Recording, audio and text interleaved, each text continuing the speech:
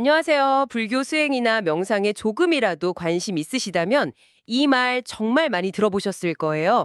있는 그대로 관찰하라. 네, 정말 귀에 못이 박히도록 듣는 말이죠. 아주 단순하고 명쾌하게 들리는데 근데 혹시 이런 생각 해보신 적 없으세요? 좋아. 있는 그대로 봤어. 그 다음은 그래서 뭐? 아, 맞아요. 저도 그랬거든요. 많은 분들이 바로 이 지점에서 딱 멈춰서는 경험을 해요. 그렇죠. 관찰은 계속하는데 그게 어떤 깊은 변화로 이어지지는 않고. 네, 오늘 저희가 바로 이 지점을 좀 파고들어 보려고 합니다. 당신께서 보내주신 자료를 바탕으로 이 순수한 관찰이 어떻게 불교의 핵심 통찰인 무상고무아로 자연스럽게 연결되는지 그 구체적인 내비게이션을 한번 따라가 볼 거예요. 이게 어려운 교리를 외우는 시간이 아니라 맞아요. 우리 안에서 일어나는 체험의 전개 과정을 이해하는 여정이 될 겁니다. 네, 오늘 이 탐구가 그래서 정말 중요해요. 많은 분들이 이 과정을 오해하시거든요. 관찰을 하면서 동시에 머릿속으로는 계속 정답을 되뇌는 거죠. 아, 모든 것은 변해 뭐 이런 식으로요. 네. 그래, 모든 것은 변해야만 해. 진정한 나는 없어. 없다고 믿어야지. 이런 식으로요.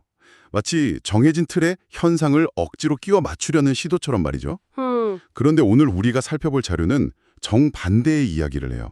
통찰은 우리가 의도적으로 만들어내는 게 아니라는 거죠. 만들어내는 게 아니면요? 오히려 정확하고 꾸준한 관찰이 충분히 물을 익었을 때 우리 앞에 저절로 드러나는 현상이라는 점을 아주 명확하게 보여주고 있어요. 아, 마치 물이 100도가 되면 저절로 끓는 것처럼요. 정확합니다. 조건이 갖춰지면 결과가 나타나는 자연법칙 같다는 거예요.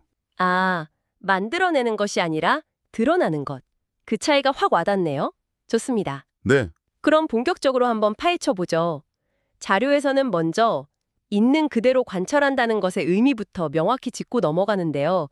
이게 우리가 막연하게 생각하는 것과는 조금 다르더라고요. 그렇죠. 자료에 따르면 이 관찰, 그러니까 알아차림에는 세 가지 중요한 특징이 있다고 해요. 첫째, 판단 이전의 알아차림. 좋다, 나쁘다 하기 전. 네, 그냥 그 현상이 일어났음 그 자체를 아는 거죠. 둘째는 좋고 싫음 이전의 인식. 아, 이 느낌 너무 좋다. 혹은 아, 이 생각 정말 싫다. 이런 반응이 개입하기 전의 상태를 말하고요. 그리고 마지막에 마지막 셋째는 없애거나 바꾸려는 의도 이전의 주시. 불편한 감각이 올라올 때 아, 이거 뺄이 사라졌으면 하기 전에 그냥 그 감각이 거기에 있음을 지켜보는 거예요. 핵심은 이게 어떤 행위가 아니라는 거네요. 맞습니다. 순수한 인식 활동이라는 거죠. 바로 그 지점이 정말 중요하면서도 많은 분들이 첫 번째로 넘어지는 허들인 것 같아요. 호들이요? 네. 자료에서는 이 관찰 자체가 수행의 최종 목표가 아니라고 단호하게 선을 긋고 있거든요. 흔히 있는 그대로 보기만 하면 모든 게 해결될 거라고 생각하지만 사실 그건 전체 마라톤의 출발선에 서는 것에 불과하다는 거죠. 출발선에 불과하다고요. 와, 그럼 대부분의 사람들이 출발선에서 계속 워밍업만 하고 있는 셈이네요. 그렇죠. 비유하자면 이 관철은 퉁찰이라는 튼튼한 건물을 짓기 위한 기초공사 같은 거예요. 아, 기초공사. 네, 이 기초공사가 부실하거나 아니면 기초공사만 평생 하고 있다면 당연히 건물을 올릴 수가 없겠죠. 그렇겠네요. 자료에 따르면 이게 바로 수많은 수행자들이 오랫동안 노력을 해도 더 깊은 차원으로 나아가지 못하고 정체되는 가장 큰 이유 중 하나라고 짚어주고 있어요. 그렇군요. 관찰이 끝이 아니라 시작이라는 점, 그리고 그 시작이 아주 정밀해야 한다는 점이 명확해졌어요. 네, 그럼 그 다음으로 넘어가 보죠. 청취자분께서 보내주신 자료를 보니 저도 아차 싶었던 부분이 바로 이 지점이었습니다. 어떤 부분이요? 저 역시 무상, 고, 무아를 일종의 철학적 명제로만 이해하고 있었거든요. 모든 것은 변한다. 집착하면 괴롭다. 고정된 자아는 없다. 이런 식으로요. 네, 대부분 그렇죠. 학교에서 지식 배우듯이요. 하지만 자료는 그런 접근법이 수행에서 말하는 실제 통찰과는 전혀 다른 이야기라고 딱 잘라 말해요. 전혀 다르다고요? 네, 마치 물의 화학식이 H2O라는 걸 아는 것과 실제로 타는 목마름 속에서 시원한 물 한 잔을 마시는 체험이 완전히 다른 차원의 이야기인 것처럼요. 와, 그 비유가 정말 확 와닿네요. H2O라는 지식은 갈증을 해결해주지 못하니까요. 맞습니다. 그래서 이 지점이 바로 오늘의 탐구에서 가장 중요한 전환점이라고 할 수 있어요. 전환점이요? 네, 자료의 핵심 주장은 이거예요. 무상, 고, 무아는 우리가 믿고 따라야 할 교리가 아니라 정확한 관찰 이후에 우리 눈앞에 어쩔 수 없이 드러나는 현상적 사실이라는 겁니다. 현상적 사실이요. 마치 해가 동쪽에서 뜨는 것처럼 그냥 원래 그런 것이라는 의미인가요? 정확해요. 이건 과학 실험과도 같아요.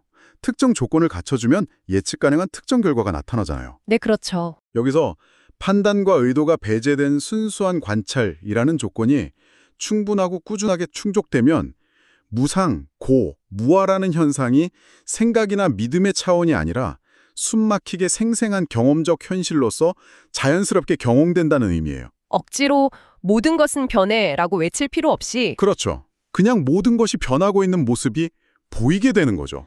와, 그 과정을 직접 따라가 보고 싶네요. 자, 그럼 그 자연스러운 전개 과정이 실제로 어떻게 일어나는지 자료에서 제시하는 구체적인 3단계를 차근차근 따라가 보겠습니다. 네, 정말 흥미로운 부분이죠. 첫 번째 단계가 바로 무상의 드러남이라고요? 수행자가 자신의 몸에서 일어나는 감각, 마음속의 느낌, 머릿속을 스쳐 지나가는 생각들을 정말 끈질기게 지켜본다고 상상해보죠. 처음에는 그냥 개별적인 현상들만 보이겠죠? 어깨가 뻐근하네, 기분이 좋네 이런 것들. 맞아요. 그런데 시간이 지나면서 하나의 거대한 패턴을 발견하게 된대요. 비슷한 종류의 현상들이 끊임없이, 정말 쉴 새 없이 생겨났다가 사라지는 걸 반복적으로 보게 되는 거죠. 그렇죠. 바로 그 반복성을 통해서 무상이라는 현실이 드러나는 거예요. 이때 경험하는 무상은 모든 것은 변하는구나 라는 멋진 철학적 사유가 아니에요. 그럼 어떤 느낌에 가까운가요? 그보다는 와, 정말 단 한순간도 가만히 머물러 있질 않네? 방금 전까지 기분 좋았던 게 순식간에 사라졌잖아 하는 어떻게 보면 충격적일 정도로 생생한 체험적 사실로 다가온다고 자료는 설명해요. 고정된 것이라고는 아무것도 없다는 걸 온몸으로 확인하는 거군요. 네, 바로 그거죠. 자연스럽게 따라온다고요. 그런데 여기서 말하는 고 역시 우리가 흔히 생각하는 슬픔이나 괴로움 같은 감정적 고통과는 결이 다르다고 해서 좀 놀랐어요. 네, 이 부분이 정말 중요한 오해의 지점이에요.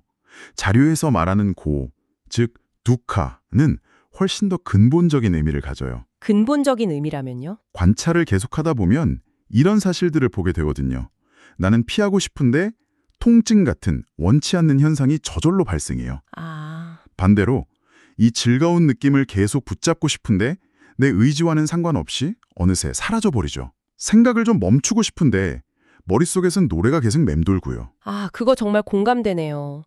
자기 전에 내일 일찍 일어나야 한다고 생각하면 할수록 잠은 또 안 오고 머릿속은 더 시끄러워지잖아요. 바로 그거예요. 그게 바로 고의 아주 작은 체험이에요. 내 머릿속인데 내 맘대로 안 되는 거죠. 이처럼 모든 현상이 나의 바람이나 의도와는 상관없이 제멋대로 일어나고 사라지는 통제 불가능성을 아주 분명하게 보게 되는 거예요. 그럼 이때 고라는 건? 네, 자료에 따르면 바로 이 내 뜻대로 되지 않음, 즉 나의 의도와 현실 사이의 근본적인 불일치, 그 마찰 자체를 의미해요. 세상이 내 맘대로 돌아가지 않는다는 명백한 사실을 온몸으로 확인하는 과정인 셈이죠. 모든 것이 끊임없이 변하고 무상.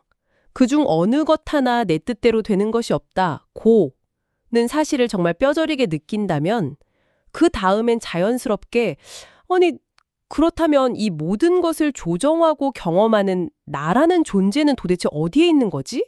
하는 의문이 들 수밖에 없겠네요. 맞아요. 이것이 바로 세 번째 단계, 무아로 이어지는 길이군요. 지극히 합리적인 질문이죠. 그 질문을 품고 다시 관찰을 시작하는 거예요. 나를 찾아보는 거죠. 나의 생각, 나의 감정, 나의 몸을. 네, 샅샅이 뒤져봅니다. 이 생각을 하는 게 나인가? 이 감정을 느끼는 게 나인가? 하지만 관찰을 통해 발견되는 것은 여전히 끊임없이 일어나고 사라지는 현상들의 거대한 흐름뿐이에요. 주체는 없고요. 네, 그것을 영원히 소유하거나 완벽하게 통제하는 실체적인 주인, 즉 나라고 부를 만한 고정불변의 중심점은 어디서도 발견되지 않는다는 사실을 확인하게 된다고 자료는 설명합니다. 잠깐만요. 나를 찾아봤는데 없었다는 게 솔직히 좀 허무하게 들리기도 하는데요. 마치 제 존재가 부정당하는 느낌이랄까요? 그렇죠. 많은 분들이 이 지점에서 좀 두려움을 느끼실 것 같아요. 내가 없다니, 그럼 나는 뭐지? 하고요. 네네, 정말 좋은 질문이에요. 그게 바로 이 개념이 오해받는 핵심적인 이유이기도 하고요.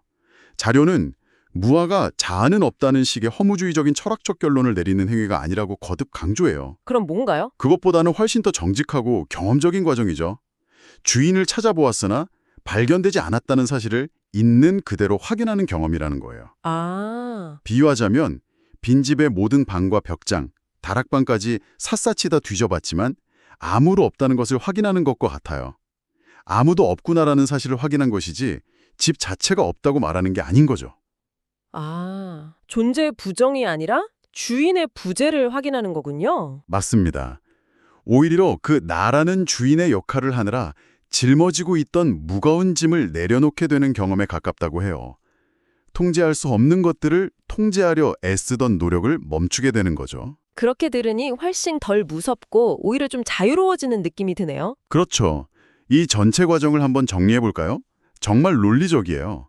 첫째, 현상에 대한 반복적인 관찰이 머무르지 않음, 즉 무상을 드러내고요. 네. 둘째, 그 현상에 대한 통제 불가능성의 인식이 내 뜻대로 되지 않음, 즉 고를 분명하게 하고요. 그리고 마지막으로 마지막으로 이 통제 불가능한 현상들 속에서 주체를 찾으려는 시도의 실패가 주인의 부재, 즉 무아를 남임없이 확인시켜주는 거죠. 이게 하나의 도미노처럼 연결되는 거군요. 맞습니다.